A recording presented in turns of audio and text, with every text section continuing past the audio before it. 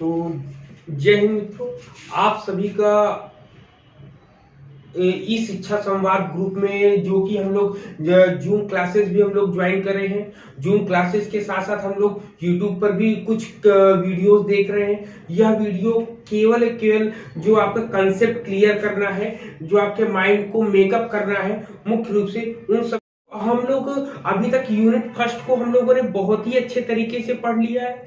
Unit 2 को भी हम लोगों ने समझ लिया कि उसके अंदर क्या क्या चीजें भविष्य में हम लोग को पढ़ना है उनसे रिलेटेड। अब हम लोग बात करेंगे यूनिट 3। यूनिट 3 क्यों महत्वपूर्ण है ये भी बता दें कि जितने भी टीचिंग से संबंधित जितनी भी प्रतियोगी परीक्षाएं होती हैं टीचिंग से रिलेटेड, उन सभी परीक्षाओं में साइकोलॉजी बहुत महत्वपूर्ण भूमिका अदा करती है, बहुत महत्वपूर्ण रोल अदा करती है। इसमें हम लोग देखेंगे अब, ठीक है, इसमें हम लोग अब क्या करेंगे, अब हम लोग देखेंगे इसमें और क्या चीजें आती हैं। अब इसमें मुख्य रूप से हम देखेंगे कि या और किस में आता है, तो ये नेट जेआरएफ में भी बहुत इंपॉर्टेंट रोल अदा करता है, पीजीटीके में भी बहुत इंपॉर्टेंट रोल अदा करता है, और असिस्टेंट प्रोफेसर में भी खास तौर से इसके प्रश्न पूछे जाते हैं। साथ ही साथ जो आपका यूपी टेट होता है, ठीक है, टेट में भी आता है, या फिर कहें हम सीटेट के एग्जाम होता है, सीटेट में भी इसके पोर्शंस आते हैं, और या फिर हम कहें कि सुपर टेट की बात ले लें, किसकी ले लें, एस टेट की ले लें, ठीक, तो एस टेट में भी ये चीजें आती हैं आपकी। तो ये सभी लोग जानते हैं और मानते भी ना कि एस टेट में इन सब का यूज है, ये सब चीजें आती हैं हम लोगों की। क्लियर है इतने पॉइंट बताए? क्लियर है ना? यहाँ पर कितनी चीजें, मतलब कि यहाँ पर आपका इसके साथ साथ ये और भी चीजों में यहाँ पर कहीं ना कहीं एग्जाम में पूछे जाते हैं, और इसके 30 क्वेश्चन अलग से होते हैं। मतलब 30 क्वेश्चन केवल साइकोलॉजी से मिलते हैं हम लोगों को पढ़ने को। ठीक, तो यहाँ पर अब हम लोग यही चीज डिस्कस करेंगे कि हम लोग आज जो यूनिट 3 है आपकी, यूनिट 3 है, यूनिट 3 के अंदर क्या आएगा आपका, लर्नर आएगा, ठीक, learner and learning process, learning process,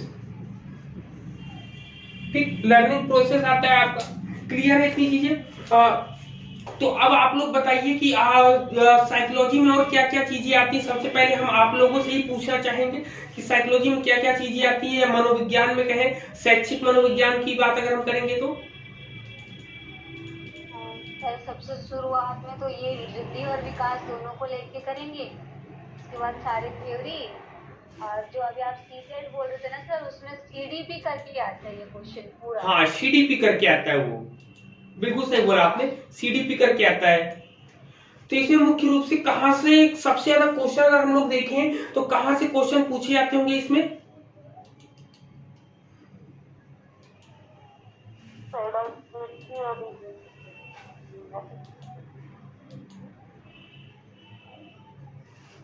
इसमें से तो कोई भी छोड़ नहीं सकते।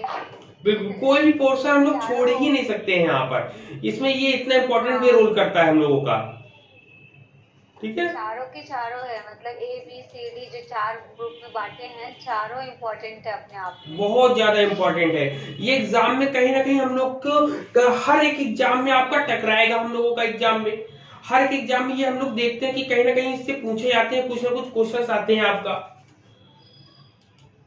जी सर।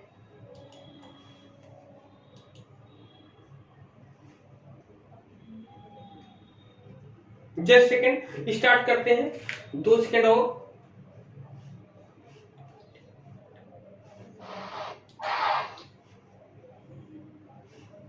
ठीक है, मेरी आवाज सही आ रही कि डबल हो रही?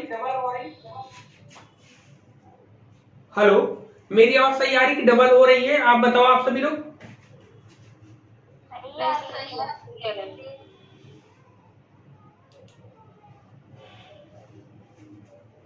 ठीक है, यहाँ पर वीडियो शो हो रहा है।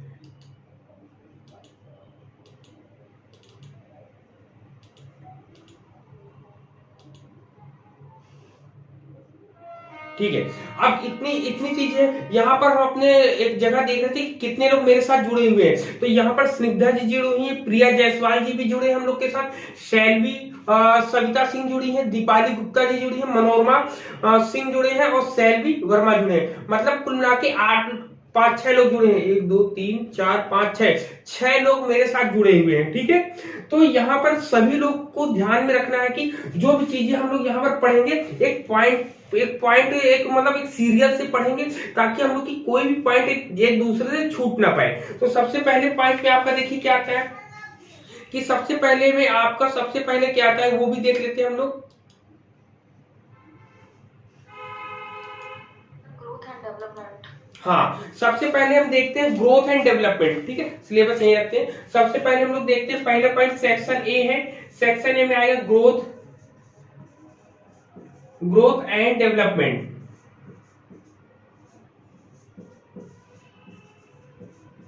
ठीक, ग्रोथ एंड डेवलपमेंट, जिसको हिंदी में वृद्धि और विकास बोलते हैं हम लोग। क्या बोलते हैं? वृद्धि और विकास बोलते हैं हम लोग इसमें। अब ग्रोथ एंड डेवलपमेंट की जब हम बात करेंगे तो अभी हम इसके बारे में थोड़ा थोड़ा बताते हुए भी चलेंगे आगे ना, तो ज्यादा बेहतर रहेगा। पहले पॉइंट तो ये हो गया। दूसरे पॉइंट हम लोग को क्या पढ़ने को मिलता है बताइए? दूसरा पॉइंट अगर आप देखेंगे तो दूसरे इसी के अंदर हम लोग को इसके अंदर संकल्पना मतलब कंसेप्ट एंड प्रिंसिपल पढ़ने को मिलते हैं। क्या पढ़ता है आपको? Concept and principle. ठीक, कंसेप्ट एंड प्रिंसिपल पढ़ने को मिलता है। कंसेप्ट एंड प्रिंसिपल के साथ साथ फिर हम लोग को मिलता है कॉग्निटिव प्रोसेस मिलता है। क्या मिलता है? Cognitive process. ठीक, कॉग्निटिव प्रोसेस के साथ साथ और हम लोगों को क्या पढ़ने को मिलता है? कॉग्निटिव प्रोसेस के साथ इसमें stages of cognitive development. Stages of cognitive development होता है आपका। ठीक, डेवलपमेंट ये 4 पॉइंट पढ़ने को मिलते हैं हम लोग को ना। तो यहाँ पर देखते हैं, अब इसके लिए थोड़ा सा इसके ओवरव्यू ले लेते हैं हम लोग कि ग्रोथ क्या होता है। ग्रोथ को बोलते हैं वृद्धि वृद्धि। ठीक है, वृद्धि मिलते हैं या कहीं कहीं आपको अभिवृद्धि भी लिखा हुआ मिलेगा। वृद्धि और विकास। ठीक है, विकास। तो यहाँ पर एक पॉइंट हम लोग के माइंड में क्लियर होना चाहिए कि कौन सा क्वालिटेटिव होता है, कौन सा क्वांटिटेटिव होता है, कौन सा संख्यात्मक होता है, कौन सा गुणात्मक होता है। तो ग्रोथ हमेशा आपका क्या होगा? गुणात्मक होगा, जिसको हम लोग बोलते हैं क्वालिटेटिव या गुणात्मक इसको बोलते हैं। जबकि डेवलपमेंट में क्या हुआ?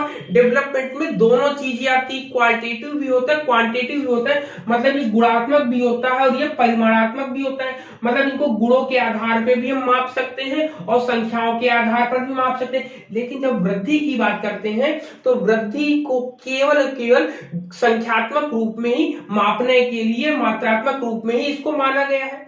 ठीक है, यह एक लिमिटेड प्रोसेस में चलता है और ये ओवर लाइफ पूरी लाइफ लॉन्ग प्रोसेस में चलता रहता है। मतलब ये एक बड़ी प्रक्रिया है और यह एक छोटी प्रक्रिया। फिर इसके बाद आता है कंसेप्ट एंड प्रिंसिपल्स की बात करते हैं। तो इसकी संकल्पना क्या होती है और इनके नियम सिद्धांत क्या होते हैं। ठीक, तो उससे रिलेटेड 6, कभी कहीं 6 मिलता है, कहीं पर 7 मिलता है। तो वो सब चीजें यहाँ पर हम लोग को पढ़ने को मिलता है। ठीक, फिर इसके बाद आता है कॉग्निटिव प्रोसेस आता है। कॉग्निटिव प्रोसेस में होता है कि कैसे किस स्टेप से क्या क्या चीजें संकल्पनाएं बन रही हैं। ठीक है, फिर क्या आता है ये आपका स्टेजेस ऑफ कॉग्निटिव डेवलपमेंट। तो स्टेजेस ऑफ कॉग्निटिव डेवलपमेंट की जब हम कभी बात करते हैं तो वहां पर किसकी हम लोग को पढ़ने को मिलती है? एग्जाम में हम लोग जीन पियाजे, यहाँ पर स्टेजेस ऑफ कॉग्निटिव डेवलपमेंट की जब कभी हम लोग बात करते हैं तो जीन पियाजे या पाइगेट की मिलती है। ठीक, जीन पियाजे की या पाइगेट की हम लोग को पढ़ने को मिलती है। ठीक, पाइगेट, जीन पियाजे या इनको पाइगेट इंग्लिश में बोलते हैं, वैसे इनका नाम जीन पियाजे है। इनकी 4 अवस्थाएं इन्होंने मुख्य रूप से मानी। और अभी हम लोगों ने असिस्टेंट प्रोफेसर का जो क्वेश्चन पेपर लगाया है उसमें आप लोगों ने भी देखा होगा कि उनको नैतिक विकास की 6 अवस्थाएं जो होती हैं उसमें जीन पियाजे को बता रहे हैं, जबकि ऐसा कहीं पढ़ने को मिला ही नहीं है। मिला है और लोगों ने भी क्वेश्चन पेपर के आंसर की मिलाई है कि नहीं मिलाई है? प्रिया जी, मनोरमा जी, आप लोग बताओ। क्या पूछ रहे हैं मनोज जी?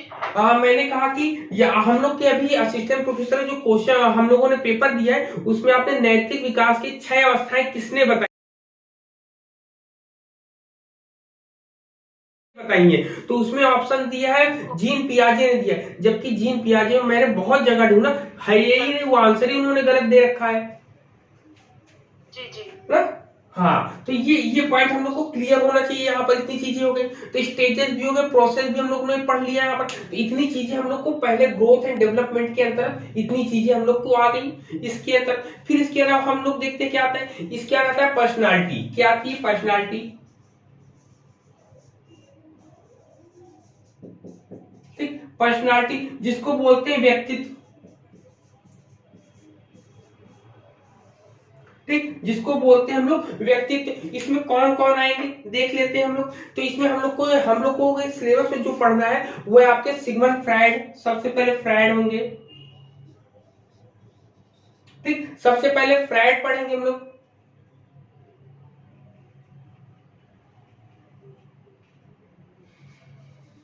ठीक, फ्राइड है। फ्राइड के बाद फिर आपका कौन आता है? फ्राइड के बाद हम लोग की बात है कार्ल रोजर्स की बात करेंगे।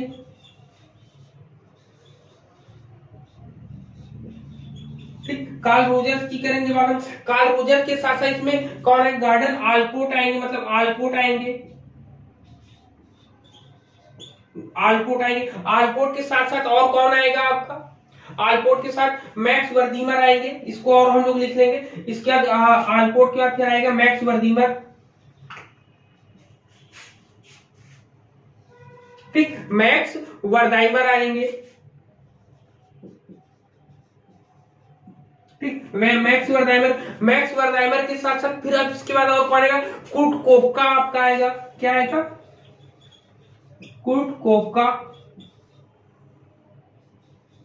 ठीक, कुर्ट कोपका हम पढ़ेंगे। कुर्ट कोपका के साथ साथ हम लोग मेंटल हेल्थ एंड हाइजेंस हम लोग पढ़ेंगे। ठीक है, mental health and Huygens. Mental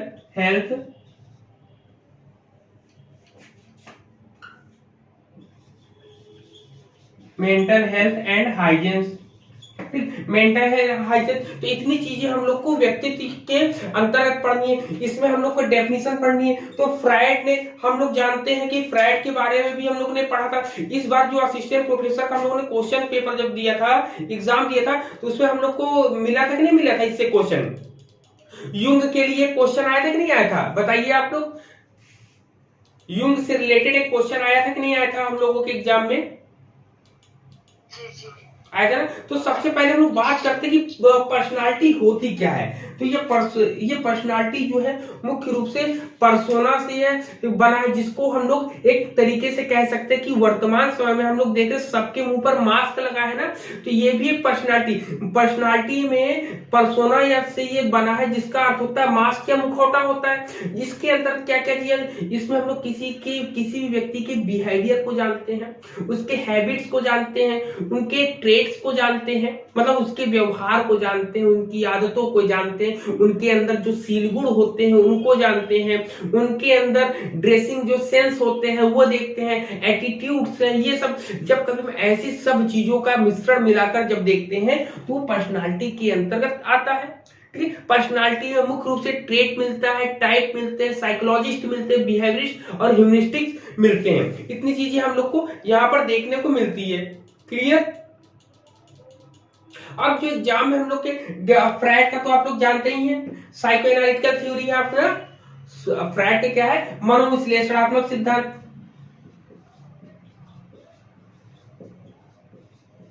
मनोविश्लेषणात्मक सिद्धांत, जिसको बोलते हैं साइको एनालिटिकल।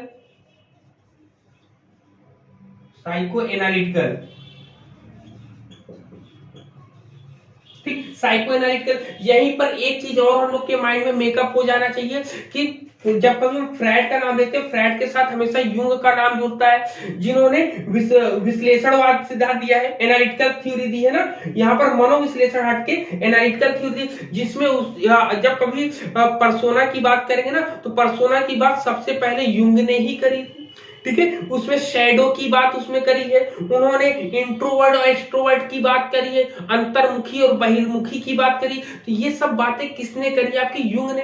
जबकि फ्रायड ने क्या करा है? कैथेसिस के बारे में बताया हम लोगों को, इड ईगो सुपर ईगो के बारे में बताया हम लोग को। और सबसे बड़ी चीज जो आज हम लोग हमेशा सब लोग यूज करते हैं वो है डिफेंस मैकेनिज्म। ठीक है, रक्षात्मक युक्तियों का हम लोग प्रयोग करते हैं यहाँ पर। ठीक है, लिबिडो के बारे में इन्होंने बताया। तो बहुत सी ऐसी संकल्पनाएं हैं जो हम इनके बारे में पढ़ेंगे, जब डीपली पढ़ेंगे तो पूरी चीजें हम लोग के सामने क्लियर होके आएगी। ठीक है, ये हो गया। फिर इसके बाद कार्ल रोजर्स आता है। कार्ल रोजर्स में हम लोग क्या पढ़ते हैं? कार्ल रोजर्स मुख्य रूप से सेल्फ के लिए इंपॉर्टेंट है। किसके लिए? सेल्फ के लिए। ठीक है, स्व के लिए। जब कभी सेल्फ की बात आएगी या स्व की बात आएगी तो कार्ल रोजर्स हम पढ़ेंगे। लेकिन वही फिलॉसफी में जो हम लोगों ने सेल्फ की बात करी थी या इंडिविजुअल्स की बात करी थी तो वो अस्तित्ववाद में आया था ना। तो यहाँ पे कार्ल रोजर्स आते हैं, यहाँ पे सेल्फ के लिए आते हैं। इसमें आइडियल सेल्फ बताया और रियल सेल्फ बताया। इन चीजों को मिलाकर इन्होंने कुल मिलाकर इन्होंने अपनी कहानी पूरी बताई। किस पर बताई? केवल सेल्फ की बात करते हैं मुख्य रूप से। अब बात आती है आलपोर्ट। आलपोर्ट ने क्या कहानी बताई? आलपोर्ट ने कार्डिनल और स्पेशल चीजें कुछ बताई थी। ठीक है, जो एग्जाम में बहुत ज्यादा पूछी जाती है। इसमें साइकोलॉजिस्ट मैच्योरिटी, साइकोलॉजिकल मैच्योरिटी के बारे में जब कभी क्वेश्चन आएगा ना कि साइकोलॉजिकल मैच्योरिटी के बारे में मुख्य रूप से कौन बात करता है, तो साइकोलॉजिकल मैच्योरिटी के बारे में आलपोर्ट बात करते हैं। ठीक है, इसमें सेकेंडरी की बात करते हैं। ठीक है, और इसमें आपका सेंट्रल और कॉर्डिनल की बात करते हैं। इसमें कॉमन और स्पेसिफिक की भी बात करते हैं। तो इसमें कुल मिला के ऐसी बातें इसमें करी गई जो हम लोग के एग्जाम के पॉइंट ऑफ व्यू से इंपॉर्टेंट में रोल करता है। अब फिर आता है गेस्टाल्ट वाले में। गेस्टाल्ट वाले में आपके ये दोनों आ जाते हैं।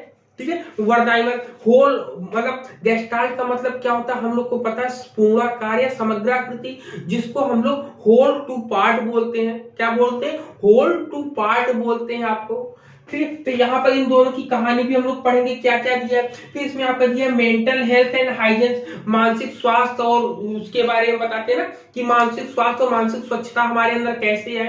कि हम एक जगह हम बैठे हैं तो हमारे मन में बहुत मुख्य रूप से इस समय जो चल रहा है हम लोगों के लाइफ में सबसे इंपॉर्टेंट इस समय मानसिक द्वंद्व जो चलता है ना, वो चलता है आरक्षण का। कि किसको आरक्षण मिल रहा है, किसको आरक्षण नहीं मिल रहा। अरे उन लोग को आरक्षण मिला, वो लोग आगे बढ़ गए, हम लोग को आरक्षण नहीं मिला, हम लोग आगे नहीं बढ़ रहे।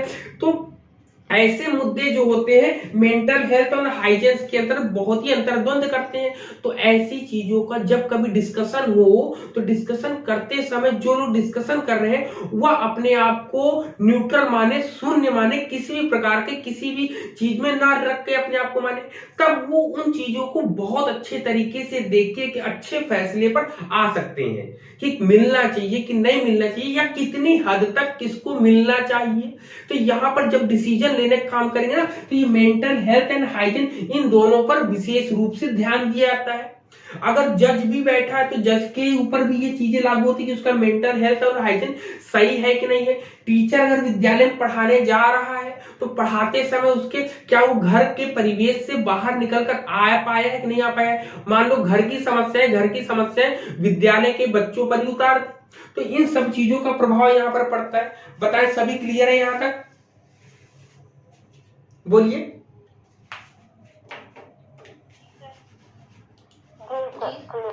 क्लियर ना? अब हम लोग चलते हैं इसके बाद सेक्शन ए, ये पूरा कंप्लीट होता है आपका। ठीक है, अब सेक्शन ए के बाद हम लोग चलेंगे सेक्शन बी की तरफ। ठीक है, चलिए सेक्शन बी की तरफ हम लोग चलते हैं। अब इसको साफ कर दे रहे हैं।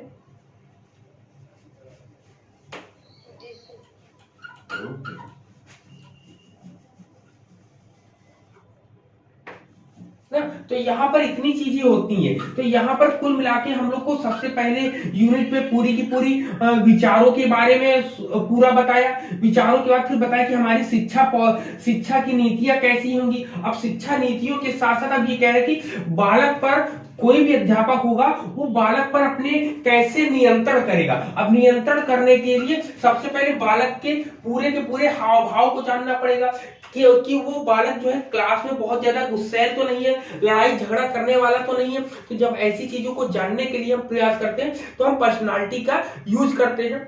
ठीक है। पर्सनालिटी के यूज के साथ साथ अब देखें, जब हमने उसके पर्सनालिटी का यूज कर लिया तो सेकंड पोर्शन में अब आता है कि उसकी इंटेलेक्चुअल एबिलिटी कैसी है, मतलब उसकी बौद्धिक क्षमता कैसी है। तो बौद्धिक क्षमता से रिलेटेड आपका सेक्शन भी कोरिलेट कर रहा है कि किसी भी बालक की बौद्धिक क्षमता कैसी होगी। तो इन्होंने बोला है कि अप्रोचेस टू इंटेलिजेंस, बोला approaches to intelligence from unitary to multiple, मतलब एक एक से बहुल तक, मतलब शुरुआत एक से करके अंत तक जितना जाता है बुद्धि, जो कॉन्सेप्ट दिए गए हैं पूरी की पूरी कहानी यहाँ पर पढ़नी है।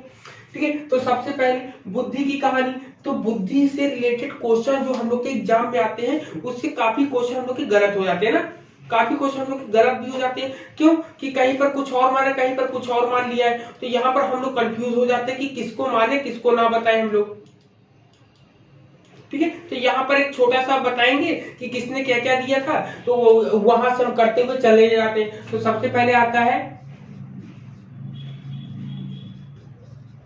Approaches to intelligence.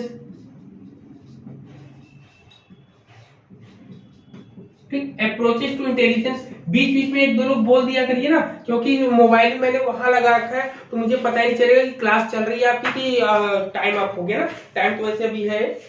ठीक है। तो यहाँ पे सबसे पहले सेक्शन बी में हम लोग बात करते हैं किसकी।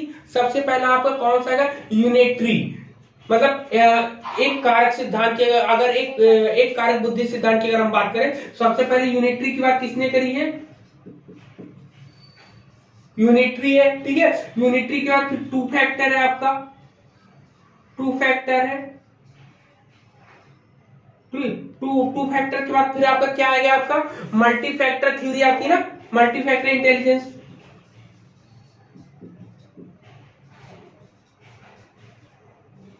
मल्टी फैक्टर हो जाएगा।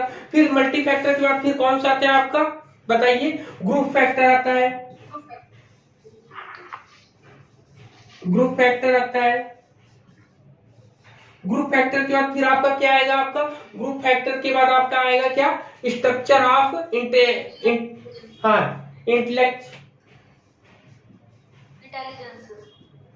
स्ट्रक्चर ऑफ इंटेलिजेंस, हाँ structure of intelligence.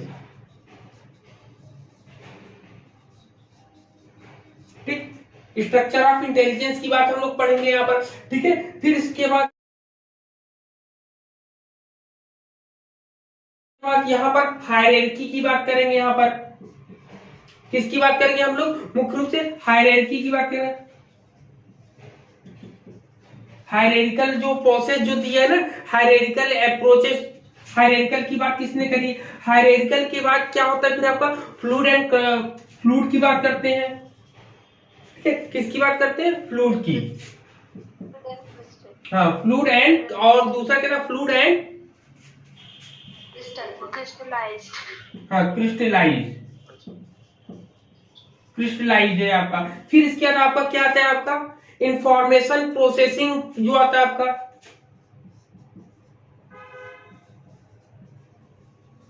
Information processing.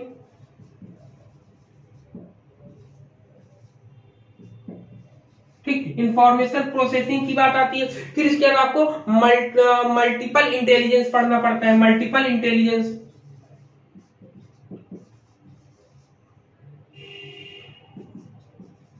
Intelligence.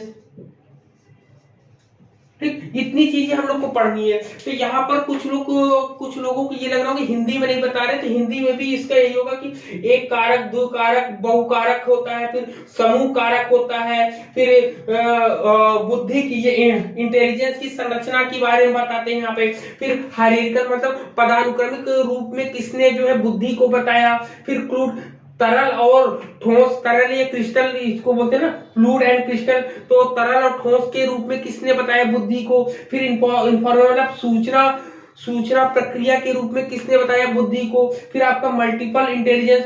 ठीक है। तो ये सब चीजें हैं। तो इसमें जो एग्जाम में हम लोग का आता है, एग्जाम में ये पूछा था कि किसने दिया। ठीक है, किसने दिया। तो चलिए हम लोग 1 by 1 इसका नाम लिख लेंगे, जिससे हम लोग के एग्जाम में बहुत इंपॉर्टेंट वे रोल करेगा। यहां से एक या दो क्वेश्चन आना ही आना है 100%। तो सबसे पहले विनय होता है, विनय जिसको बोलते हैं, विनय के बाद टू फैक्टर थ्योरी किसने दी है? स्पीयरमैन ने। स्पीयरमैन होगा। मल्टी फैक्टर थ्योरी किसने दी है बताइए आप, बताइए। थॉर्नडाइक ने। ठीक है, थॉर्नडाइक ने दी है। लेकिन याद रखिए जब कभी अगर थॉर्नडाइक ना मिले तो आपको कौन सा लगाना है, मैंने बताया था आपको थर्स्टन।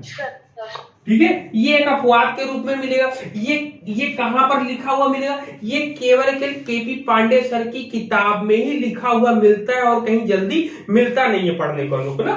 तो इसलिए इसको यहाँ पर यूजीसी वाले भी इसको रिकमेंड कर लेते हैं, मान लेते हैं। फिर क्या था? Group factor theory. Group factor theory किसकी है आपकी, बताइए। थर्स्टन की है, थर्स्टन की। लेकिन इसमें भी विवाद होता है। थर्स्टन के साथ साथ इसमें बर्ट का नाम भी मिलता है। ठीक है, हाँ, थर्स्टन मिलता है या फिर बर्ट, दोनों एक साथ नहीं मिलेंगे। ये इनकी कहानी यही है, ये दोनों एक साथ नहीं मिलेंगे। ठीक है, तो एग्जामिनर भी अगर बनाएगा ना तो एग्जामिनर भी जो है बनाते समय इस चीज का ध्यान रखता है कि दोनों नाम एक साथ नहीं देने। अगर वो ऐसी कंडीशन करते हैं तो उनको क्वेश्चन वो काटना पड़ेगा, वो हटाना पड़ेगा। ठीक है, तो ये होगा। अब आती है structure of intelligence. Structure of संरचना किसने बताइए? स्ट्रक्चर ऑफ इंटेलिजेंस जो हम लोग के एग्जाम में क्वेश्चन आया भी है, 120, 180, 150 आया है ना ये क्वेश्चन। हाँ, गिलफर्ड ने ना।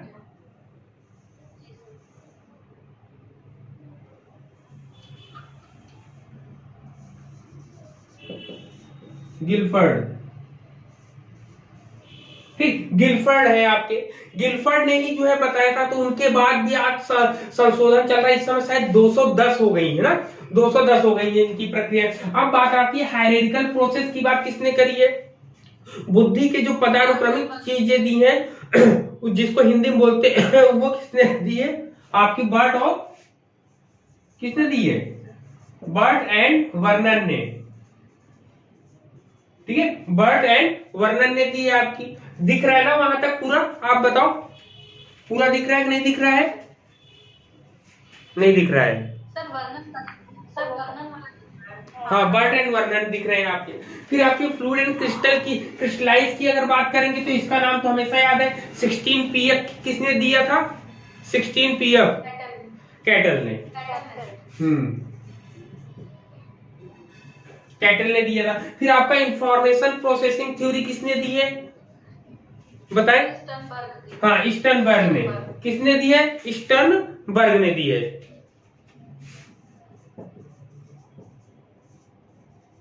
स्टर्नबर्ग ने दी है। और ये मल्टीपल इंटेलिजेंस थ्योरी किसने दी है? गार्डनर। एक छूट रहा है कुछ, कोई बताएगा क्या छूट रहा है जो एग्जाम में पूछा जाता है सबसे ज्यादा? अभी और आएंगे, 3 अभी और है आपके सामने, 3 अभी। एक आता है इमोशनल, सोशल और मल्टीपल। क्या आता है? इमोशनल और एक तो इमोशनल इंटेलिजेंस आता है और दूसरा आता है सोशल इंटेलिजेंस। अब ये बताइए इमोशनल किसने दिया है? हाँ, गोलमैन। ये क्वेश्चन आया था सर फर्स्ट। हाँ, ये आएगा। और सोशल वाला को इसने दिया, सोशल इंटेलिजेंस थॉर्नडाइक ने। थॉर्नडाइक ने दिया है। हाँ, अब बताए, अब पूछिए। स्पिरिचुअल इंटेलिजेंस भी तो था। स्पिरिचुअल आध्यात्मिक जो होता है ना वो गोलमैन में ही आता है। ठीक है, वो गोलमैन में, क्योंकि संवेगात्मक होती है ना, संवेगात्मक या आध्यात्मिक बुद्धि उसी के अंतर्गत आ जाएगी आपकी। तो ये पूरा का पूरा इतनी चीज। अब इसके अंदर जो स्टेप होते हैं वो स्टेप भी आते हैं एग्जाम में, जब डीप में पढ़ाएंगे तो और बताया जाएगा इसमें। तो यहां तक ये पूरी की पूरी चीजें क्लियर होती है सभी को? बताएं, है ना? यहां पर पूरी की पूरी चीजें क्लियर हो गई आप सभी को? ठीक है, आप चलते हैं सेक्शन सी की तरफ। ठीक है, आप किसमें चलते हैं? इसमें कुछ चीजें और रुक रही हैं, रुकिए कुछ चीजें और है, उसको भी मैं बता दूं, तभी ये पूरा होगा, नहीं तो पूरा नहीं होगा आपका सेक्शन बी में। ठीक है, सेक्शन बी में आपके आता है असेसमेंट ऑफ इंटेलिजेंस आता है, कंसेप्ट ऑफ प्रॉब्लम सॉल्विंग आता है आपका, और आता है क्रिटिकल थिंकिंग। तो इसको साफ करें फिर इसके बाद लिखते हैं ना, इसको हम साफ कर दें, बताइए। हाँ सर, मैंने भेज दिया ग्रुप। ओके ओके, अब इसको साफ करते हैं, इसकी आगे कहानी जो है उसको भी बना लेते हैं अपने माइंड में। क्योंकि ऐसा इसलिए है क्योंकि जिस समय आप डीप में पढ़ना शुरू करेंगे तो आपके माइंड में कोई चीज नई नहीं रहेगी, आपको लगेगा हाँ ये अच्छी चीज आपने पहले से पढ़ी है, और आप उस चीजों से भागोगे नहीं, तो कोई चीज नई नहीं लगेगी ना। तो अच्छे तरीके से हम लोग उन सब चीजों को पढ़ लेंगे, समझ लेंगे। अब फिर क्या जाता है, आपका क्या आता है, assessment of intelligence.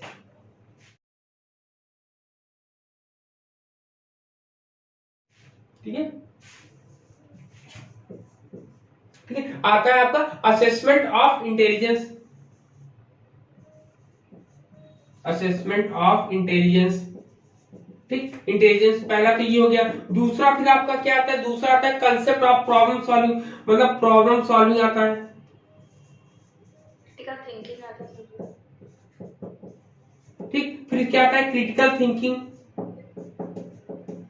Critical thinking. इसके बाद सर मेटाकॉग्निशन, मेटाकॉग्निशन आता है।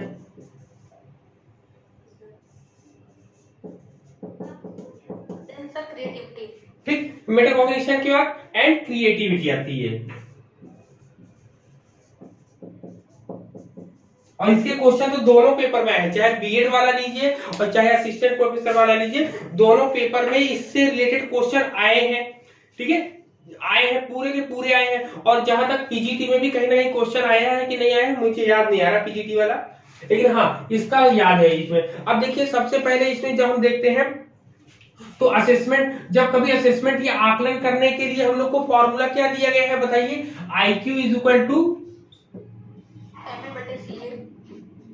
MA upon CA into 100। लेकिन यहाँ पर एक क्वेश्चन यदि कोई इंटरव्यू में पूछ लिया, ये क्वेश्चन जो हम बताने जा रहे हैं वो मुख्य रूप से इंटरव्यू में ही पूछा जाता है कि ये जो आपका IQ जो डिसाइड करी गई थी, ये कितने वर्ष तक के लिए निर्धारित करी, मतलब कितने वर्ष तक से स्टार्ट हुई है, इसका आयु क्या मानी गई थी शुरुआत में। तो बता सकता है कोई कि इसकी आयु कितनी मानी गई थी?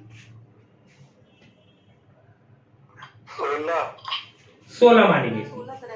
हाँ 16 मानी गई थी। और ये आपको AK सिंह सर की किताब जब आप उठाओगे, जब उसको पढ़ोगे तो वहां पर ये लाइन आपको मिलेगी कि यहाँ पर इनकी निर्धारित आयु जो बताई है, ये 16 से ही काम अपना शुरू करे थे। ठीक है, तो इसलिए ये आपका फॉर्मूला बनता है। अब यहाँ पर आता है प्रॉब्लम सॉल्विंग। अब प्रॉब्लम सॉल्विंग में क्या आता है, प्रॉब्लम सॉल्विंग एबिलिटी है यहाँ पर। तो यहाँ पर क्या कहता है, यहाँ पर किया जाता है कि किसी भी बच्चे की जो समस्या को समाधान करने की जो उसके अंदर काबिलियत है, उसको और शार्प किया जाता है और उसको तैयार किया जाता है प्रॉब्लम को सॉर्ट आउट करने के लिए। इसीलिए इसमें क्रिटिकल थिंकिंग की बात आती है।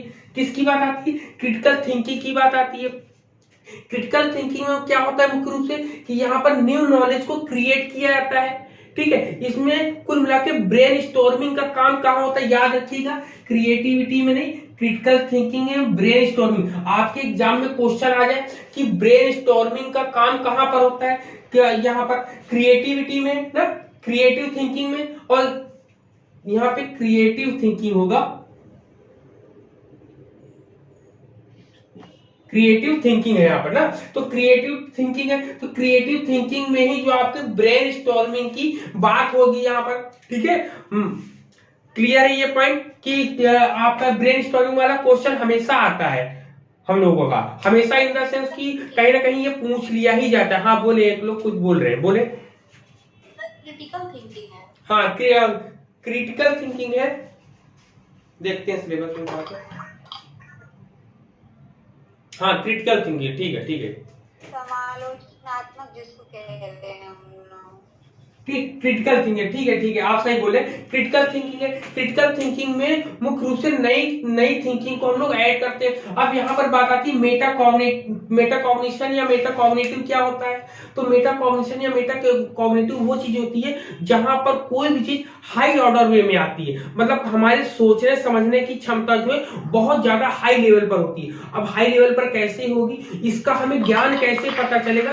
तो मान लो आप जहां पर काम कर रहे हो, उस ऑफिस में काम करते हुए आपको कोई 2-4 शब्द बोल भी देता है तो आपके अंदर किसी भी प्रकार का कोई भी सिकन नहीं आता है, कोई भी परेशानी नहीं आती है। तो आप उस समय क्या होता है, आपके अंदर मेटाकॉग्निशन के भाव आ जाते हैं। क्यों? क्योंकि आप जानते हो कि वह कुछ समय बाद उसको खुद सच पता चल जाएगा, तो वो जो हमको गलत कह रहा है वह खुद ब खुद अपने आप पे पश्चाताप करने लगेगा। तो यहाँ पर हाई ऑर्डर थिंकिंग में कर जाएंगे तो भगवान गौतम बुद्ध को हम ले सकते हैं, या जितने भी सिद्ध पुरुष हुए हैं उनको हम ले सकते हैं। हाई ऑर्डर थिंकिंग में हम लोग इनको ले सकते हैं। क्लियर है? यहाँ पर क्रिएटिविटी क्या होती है? क्रिएटिविटी मुख्य रूप से किसी भी एक विषय वस्तु को अनेक नजरिए से या किसी भी एक समस्या को अनेक तरीकों से जो सॉल्व करने की क्षमता रखता है वो क्रिएटिविटी के अंतर्गत आता है। ठीक है, किसी भी एक समस्या को अनेक तरीकों से सॉल्व करने की जिसके अंदर कला होती है वो क्रिएटिविटी आपकी कहलाती है। आपकी क्लियर है ये पॉइंट सभी को? बोले ये पॉइंट क्लियर है सभी को? बताएं। हाँ, अब देखिए, अब इसके बाद ये तो ये आते हैं। अब जो आपका यूपी टेट और सी टेट में जो एग्जाम में आता है वो बहुत इंपॉर्टेंट है, आपका सेक्शन सी। ठीक है, सेक्शन सी की तरफ अब हम लोग चलेंगे। ठीक है, सेक्शन सी की तरफ चलेंगे हम लोग।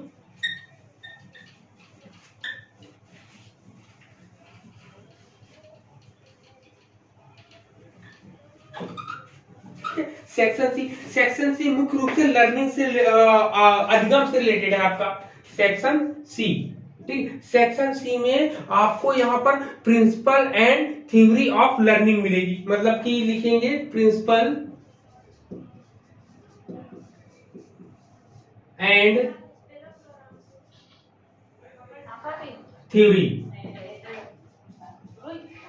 ठीक है, थ्योरी मिलेगी किससे रिलेटेड? लर्निंग से रिलेटेड।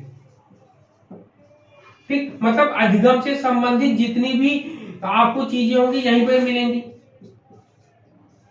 ठीक, अधिगम से रिलेटेड जितनी भी चीजें होंगी यहीं पर आपको मिलने वाली है, इन्हीं से रिलेटेड आपको सब चीजें यहाँ पर पढ़नी है। तो अब देखिए यहाँ पर क्या क्या हम लोग को पढ़ना है। यहाँ पे बिहेवियरिस्टिक पढ़ना है, cognitive and social theories of learning पढ़नी है आपको, मतलब कि अधिगम के व्यवहार पर जो सिद्धांत है वहां यहाँ पढ़ने हम लोग को। फिर ज्ञानात्मक और सामाजिक सिद्धांत जितने होंगे यहाँ पर पढ़ेंगे हम लोग। यहाँ पे सोशल कंपोनेंट्स पढ़ेंगे, यहाँ पे कंसेप्ट ऑफ सोशल कॉग्निशंस पढ़ेंगे। तो यहाँ पर पूरी की पूरी चीजें पढ़ने वाले हैं। तो इसमें देखते हैं सबसे पहले हम लोग को क्या क्या चीजें मिलेंगी यहाँ पर पढ़ने को। ठीक है, लर्निंग थ्योरी की अगर हम बात करेंगे तो लर्निंग थ्योरी में देखिए क्या क्या चीजें आती हैं। सभी को पता होगा कि सबसे पहले बिहेवियरिस्टिक में पढ़ेंगे।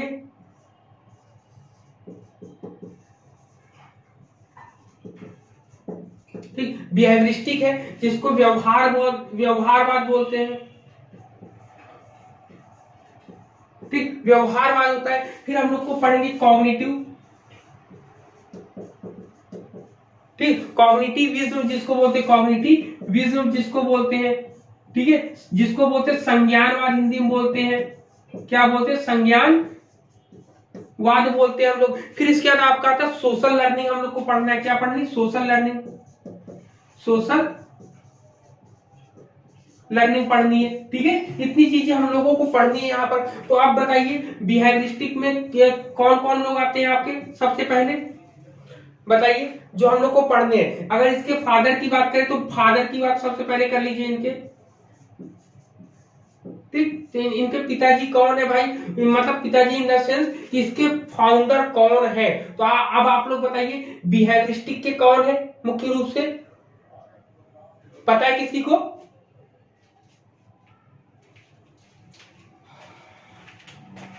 ठीक है, हाँ, तो बताइए आप लोग। हाँ, तो बताइए आप लोग। सबसे पहले व्यवहारवाद की हम लोग बात कर रहे हैं, बिहेवियरिस्टिक की। तो बिहेवियरिस्टिक के फादर कौन है? तो बताएं कोई एक लोग मुझे बताइए। कौन है? JP Watson. वॉटसन है। JP Watson. हाँ जेपी वॉटसन। वाटसन है। अब फिर यहाँ पर इसके बाद हम लोग आ जाए कॉग्निटिव के। कॉग्निटिव के कौन है? ये सर निशा है कोई जो। हाँ याद तो है आप लोग को, उर्लिक। कौन है? उर्लिक नेजर। उर्लिक नेसर है ना? जी सर।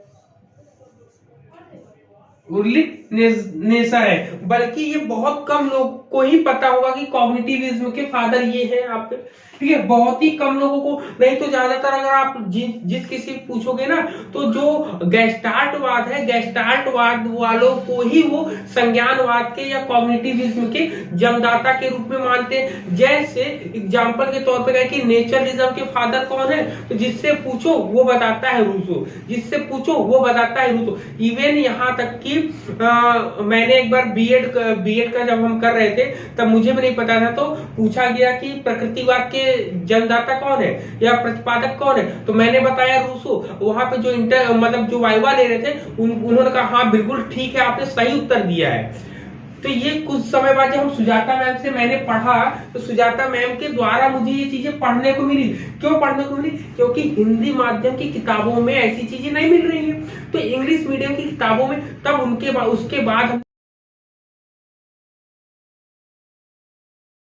हमने इंग्लिश की किताबें ली और उसको भी पढ़ना आप शुरू किए, तो उनमें कई चीजें ऐसी मिलती है जो हम लोग के हिंदी माध्यम में किताबों में नहीं मिलती है।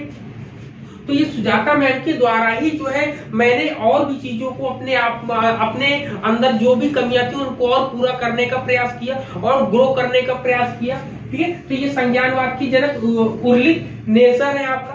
फिर इसके बाद आता है सोशल लर्निंग की। तो सोशल लर्निंग की मुख्य रूप से अगर बात करें तो इसके फादर कुर्ट लेविन माने जाते हैं। कौन मानता है? Kurt Lewin.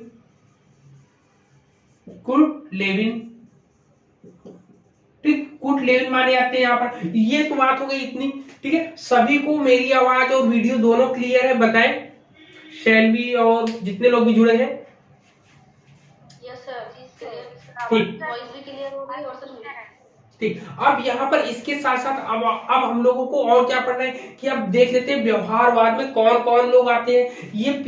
इसमें से जो वन लाइनर क्वेश्चन बनेंगे वो आपके पीजीटी में बन सकते हैं। मुख्य रूप से पीजीटी में ही ऐसे सीधे सीधे क्वेश्चन पूछते हैं कि भाई थॉर्नडाइक का नाम आता है कि कौन आते हैं? पावलोव हो गया सर। थॉर्नडाइक आते हैं, फिर उसके पावलोव आते हैं, फिर पावलोव आते हैं, फिर आपका स्किनर आता है। स्किनर के साथ साथ और कौन आता है इसमें? यही तीन लोग बहुत ज्यादा फेमस है आपके। फिर इसके बाद आता है आपका कॉग्निटिविज्म में। कॉग्निटिविज्म में कौन कौन आएगा आपका? सर पिकेट आएंगे। हाँ पिकेट आएंगे। ब्रूनर हो गया सर। पिकेट के बाद और कौन आएगा आप बताओ? ब्रूनर आपने बताया। आंसू बेल भी आ सकते हैं सर। आंसू बेल, हाँ आंसू बेल। हाँ ब्रूनर के बाद आपके आशुबेल आएंगे। आशुबेल के बाद फिर कौन आएगा आपका? ठीक है, इतनी चीजें आ गई यहाँ पर, क्लियर है यहाँ पर। अब देखिए या इसके बाद यहाँ पर कौन आता है? अब यहाँ पे कुर्ट लेविन तो पहले ही आ गए हैं। कुर्ट लेविन के साथ साथ कौन आता है? बंडूरा आते हैं। कौन आते हैं? ठीक, बंडूरा आते हैं। ये चीजों की अब बात आती है, कुछ लोग तो बचते हैं ना, जैसे आपके बचते कौन? हल बचते हैं। कौन बचते हैं? टॉलमैन बचते हैं आपके, गैगने बचते हैं। मतलब कि यहाँ पे टॉलमैन, हल और गैगने, ठीक, ये दोनों जो है व्यवहारवाद में भी आते हैं और संज्ञानवाद में भी आते हैं, ठीक है? और ऐसे ही आपके वाइगोस्की है। कौन है आपके? वाइगोस्की। वाइगोस्की भी जो है संज्ञानवाद में भी आते हैं और आपके सामाजिक लर्निंग में भी आते हैं ना, सोशल लर्निंग में भी आते हैं। तो ऐसे ही ये कॉमन वे में ये सब चीजें लोग आते हैं यहाँ पे। तो क्लियर है इतनी चीजें यहाँ पर सभी को? ये सब पॉइंट सब क्लियर है? बताइए सर ब्लर हो क्या हो गया? नहीं सर बीच में ब्लर हो गया था ना, तो वही अच्छा, अब क्लियर हो गया। अब क्लियर हो गया। तो ये इतनी चीजें हैं कि इतना हम लोग के माइंड में एकदम कंसेप्ट क्लियर हो गया कि कौन कहाँ कहाँ पर अपनी बैठक करेंगे। मतलब भाई इनका ग्रुप अलग है, इनका ग्रुप अलग है। अब ये तीनों क्या आ गए, इन तीनों ने कहा कि भाई कुछ बातें हम आपकी मान लेंगे, कुछ बातें हम आपकी मान लेंगे और फिर हम आगे बढ़ जाएंगे। तो यहाँ पर तो इनके मुख्य रूप से इनकी थ्योरी के नाम आते हैं कि थॉर्नडाइक ने कौन सा दिया, तो ट्रायल एंड एरर दिया। पावलोव ने क्या दिया, क्लासिकल कंडीशनिंग थ्योरी दी है आपकी ना। और फिर ऑपरेंट कंडीशनिंग थ्योरी की बात करेंगे तो स्किनर ने दिया आपकी। टॉलमैन ने क्या दिया है बताओ, साइन गेस्टाल्ट थ्योरी दी है आपकी। हल ने क्या दिया है आपका, आवश्यकता प्रणोद वाला दिया है ना। हाँ, ड्राइव रिडक्शन की बात है। गैगनेज ने हायरार्की दी है आपकी, ये ईटी में भी आता है हम लोग का। ठीक है, फिर इसके बाद हम लोग क्या कहते हैं, पाइगेट की आप जानते हैं कॉग्निटिव डेवलपमेंट थ्योरी आपकी है। ठीक है, ब्रूनर ने कौन सा दिया था बताइए, ब्रूनर की डिस्कवरी लर्निंग। आसुबेल की क्या है आपकी,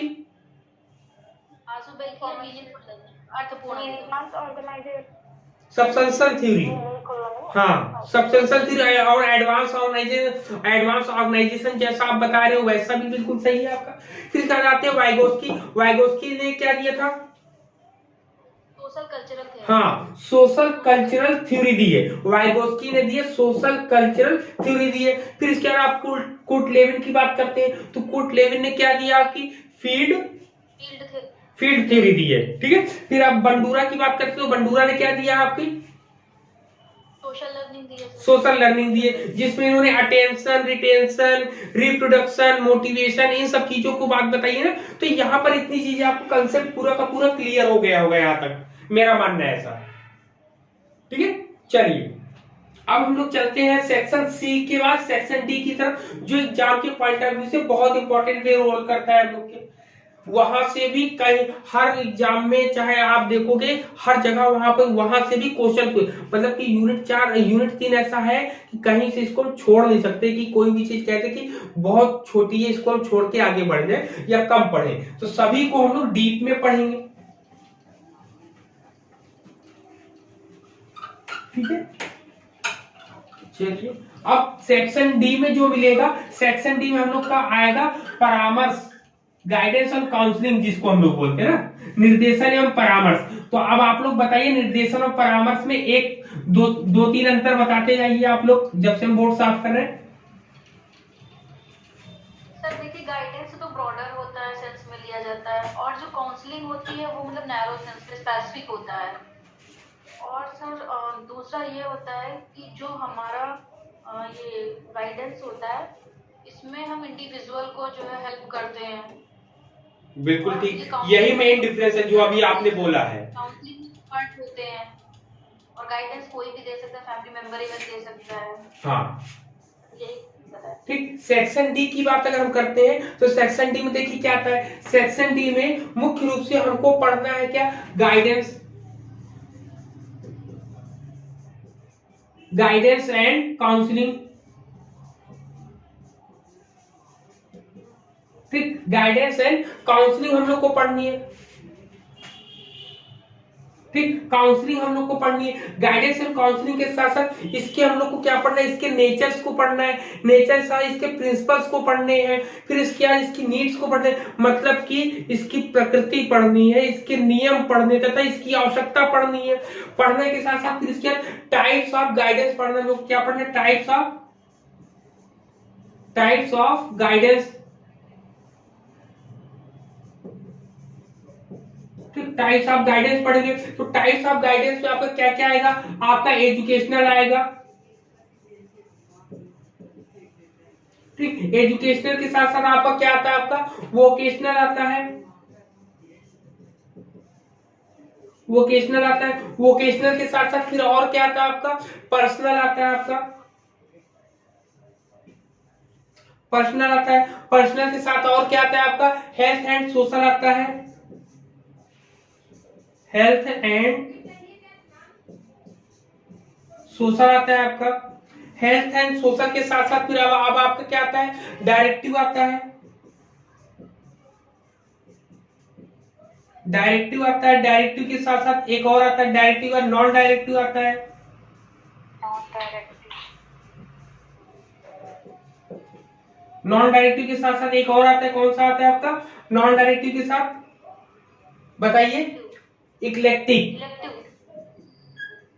इसको सीधे सीधे लिखे ना, क्योंकि ये इंपॉर्टेंट है, इससे यहाँ से क्वेश्चन आता है, इसलिए इसका लिखना जरूरी है। जो डायरेक्टिव, नॉन डायरेक्टिव, इलेक्टिव है, ये काउंसलिंग के टाइप है या फिर गाइडेंस के टाइप? ये आपके डायरेक्टिव, ये जितनी भी चीजें होती हैं ये आपके गाइडेंस की टाइप होती है ना, गाइडेंस की। Directive, non directive, elective guidance के ही है या काउंसलिंग के टाइप से? ठीक है, तो ये आपका निदर्शन, जिसमें आपका ये आपका गाइडेंस के अकॉर्डिंग, गाइडेंस के अंतर्गत आते हैं आपके, ठीक है, गाइडेंस के टाइप होंगे यहाँ पर। तो सबसे पहले देखते हैं, जब कभी टाइप्स की बात करते हैं, टाइप में एजुकेशनल आता है कि एजुकेशनल में किस तरीके से आप किसी को गाइड कर सकेंगे, किसी को कैसे निर्देशित कर सकेंगे। निर्देश में और परामर्श में अंतर क्या होता है? निर्देश में ये होता है कि कोई व्यक्ति, मैंने किसी को कहा, अब माने कि ना माने ये उसके ऊपर है, लेकिन परामर्श में ये होता है, अगर परामर्श में अगर हमने काउंसलिंग मैंने बताया तो उसको 100% ये बात माननी पड़ेगी, अगर नहीं मानेगा तो उसका काम खराब हो जाएगा। मतलब कि परामर्श में 100% श्योरिटी माननी पड़ती है, निर्देशन में केवल सुन लिया जाता है, आप जिसको दिया गया वो बात आपकी माने चाहे ना माने। जैसे एजुकेशनल है, एजुकेशनल में जैसे कोई विद्यार्थी पढ़ाई लिखाई कर रहा है और अपने बड़े भाई से या कोई बड़े मित्र से जाके पूछा कि मुझे भविष्य में क्या, कैसे क्या करना चाहिए, कौन सी साइड लेनी चाहिए, साइंस साइड ले कि आर्ट साइड ले या कॉमर्स ले, तो वो एजुकेशनल हो जाएगी। लेकिन वहीं पर वही बच्चा अगर पूछता है कि हमें व्यवसाय के नजरिए से अगर हम देखें, तो व्यवसाय के नजरिए से जब कभी कोई गाइडेंस देता है तो वो वोकेशनल हो जाता है।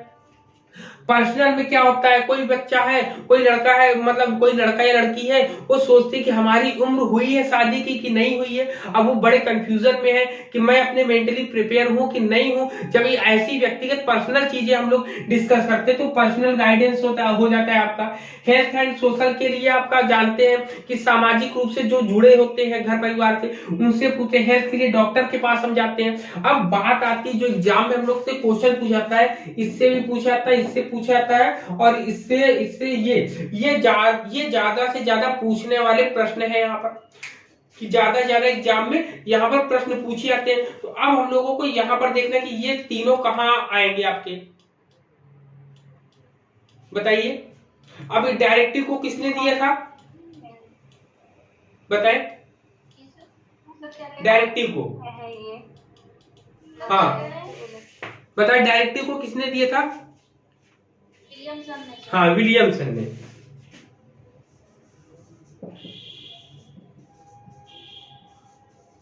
ठीक, विलियमसन ने दिया था। अब इसके बाद आपका ये नॉन डायरेक्टिव आता है। नॉन डायरेक्टिव किसने दिया आपका? कार्ल रोजर्स ने। हाँ, कार्ल रोजर्स।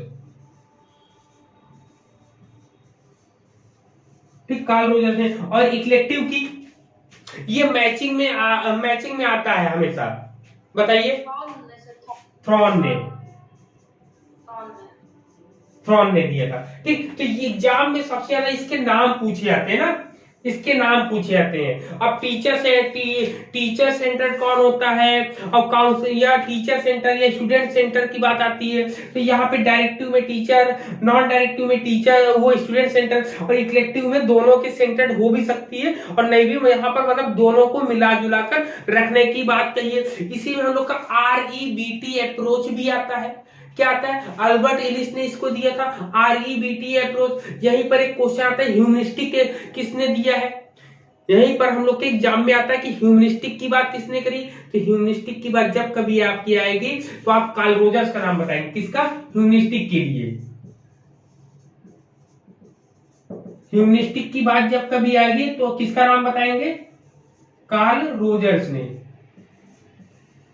ठीक, कार्ल रोजर्स का नाम हम लोग बताएंगे। अब इसके पर्सनल सेंटर्ड काउंसलिंग होती है, उसमें भी यही चीजें होती है आपकी। तो यहाँ पर पूरा क्लियर हो गया कि यहाँ सेक्शन डी में भी आपकी क्या क्या चीजें आती हैं। ठीक है, क्लियर है ना सब कुछ ना? पूरी चीजें यहाँ पर एकदम साफ तरीके से एकदम क्लियर है, कहीं पर कोई चीज छूटी नहीं है आपकी। ठीक है। तो यहाँ पर इतनी चीजें होती हैं। अब यहाँ पर अब आपको पता चल रहा होगा कि यहाँ पर ये यूनिट कितनी बड़ी है। आपकी पूरी एनटीए यूजीसी नेट के सिलेबस में 3 यूनिट सबसे बड़ी है और यही 3 यूनिट हर जगह घूम फिर कर बहुत ज्यादा आती है। पहली तो यूनिट फर्स्ट है जो कि आपकी दर्शन से रिलेटेड है, आपकी शैक्षिक दर्शन से। दूसरा यूनिट आपका है यूनिट 3 जो कि आपकी एजुकेशनल साइकोलॉजी से रिलेटेड है। और तीसरी यूनिट आपकी जो यूनिट 6 बनती है वो रिसर्च की है। तो यही 3 यूनिट बहुत बड़ी होती है और बहुत मजेदार होती है पढ़ने में। बाकी और होती है लेकिन जितनी बड़ी ये 3 है उतनी बड़ी और कोई नहीं है। और अगर ये बड़ी है तो ये अपने आप में सभी को समाहित करने का काम भी करती हैं। ये आपको नंबर ज्यादा दिलाने का मादा भी रखती हैं। क्लियर। तो हम लोगों को याद रखना कि सब यूनिट तो पढ़नी है, साथ में इन यूनिट के अंदर महारत हासिल कर लेनी है। अब हर एक यूनिट पे हम लोग महारत हासिल करेंगे लेकिन इसमें थोड़ा सा ज्यादा हम लोग ध्यान देंगे। क्यों? क्योंकि ये आपका साइकोलॉजी पोर्शन जो बीएड वाले हैं, बीएड में जब कभी हम लोग पढ़ाने आते हैं सबसे इंटरेस्टिंग चीजें यही चीजें होती पढ़ाने के लिए हम लोगों में। तो क्लियर है आज की क्लासेस अब यहाँ पर सभी लोग? आज हम पूछना ही भूले कि सब लोगों ने खाना खाया कि नहीं खाया। क्यों? क्योंकि हम भी खाना खाकर नहीं आए थे तो मुझे ये ध्यान ही नहीं था कि आप लोग खाए कि नहीं खाए हैं खाना। ठीक है। तो जिन लोगों ने नहीं खाया है जरूर खाइएगा। चलिए अच्छी बात है। हाँ मुझे थोड़ा सा सेटिंग करना था तो कोई दिक्कत नहीं। अब क्लास ओवर हो जाती है उसके बाद हम भी खाएंगे। और ये वीडियो आपको जस्ट थोड़ी देर में मतलब कुल मिला के 11 बजे तक में आपको ये वीडियो भी मिल जाएगी, उपलब्ध होगी। या तो 11 बजे दे देंगे या फिर सुबह 9 बजे तक दे देंगे क्योंकि आज की डेट में एक वीडियो दे ही चुके हैं, कल एक वीडियो अब दे देंगे। हाँ और कल की क्लासेस जो होंगी, कल की क्लासे आप 12 बजे एक रख लें दोपहर, यदि अगर किसी कहीं जाना ना हो तो। काम होते हैं, कपड़े धोने होते हैं और सब बहुत काम। आई नो पता है लेकिन 12 से 1 घंटे काम तो मिलेगा ना टाइम, 12 से 1 या 1 से 2। नहीं सर ये कहना कि अभी 1-2 महीने संडे को छुट्टी दे दीजिए फिर से संडे को मत दीजिए। अच्छा चलिए 1-2 महीने की बात नहीं, शाम को तो क्लास होगी, शाम को आपको क्लास होनी ही होनी है। बस एक जो दोपहर को क्लास लेनी थी वो नहीं लेंगे, शाम को लेकिन आपकी क्लास होगी। ठीक है। शाम को छुट्टी नहीं है आपकी, शाम को क्लास होगी आपकी। बस ठंड भर कर दीजिए बाकी सब। नहीं शाम को संडे है कोई बात नहीं लेकिन शाम को क्लास तो होगी ना, जो इस समय हो रही है वो होगी। दोपहर को नहीं लेंगे, कपड़े आप दोपहर को सुखाएंगे ना। ठीक। तो कल शाम को फिर हम लोग मिलेंगे इसी टाइम। बोले संडे को जितना पढ़ाया होगा तो उतना एक बार फिर रिवीजन अच्छे से फिर उन चीजों को करिए। अभी तो हम केवल सिलेबस को आपके माइंड में कंसेप्ट को बिल्डअप कर रहे हैं। आपके माइंड में हम एक अवधारणा बना रहे हैं कि हमारा आगे की जो एनटीए यूजीसी नेट का जो समाज है उस समाज में हमको जाने से पहले क्या क्या चीजें लेकर जानी है, मतलब कौन से तलवार, कौन सी बंदूक, कौन सी गोली लेकर जानी है, किसके लिए, सबके लिए तैयार कर रहे हैं ना हम लोग। अगर तैयारी में जरा सी भी एक चूक करी ना तो वो सामने वाला बहुत घातक है, वो हम लोग को परेशान कर देगा ना। तो कल भी हम लोग क्लास 1 करेंगे, छोटी सी क्लास करेंगे। यूनिट 4 है, ज्यादा मटेरियल उसमें नहीं है बताने को, कम है, जल्दी खत्म हो जाएगी। ठीक है। चलिए ओके सभी को good night, thank you very much और जय हिंद। Good night.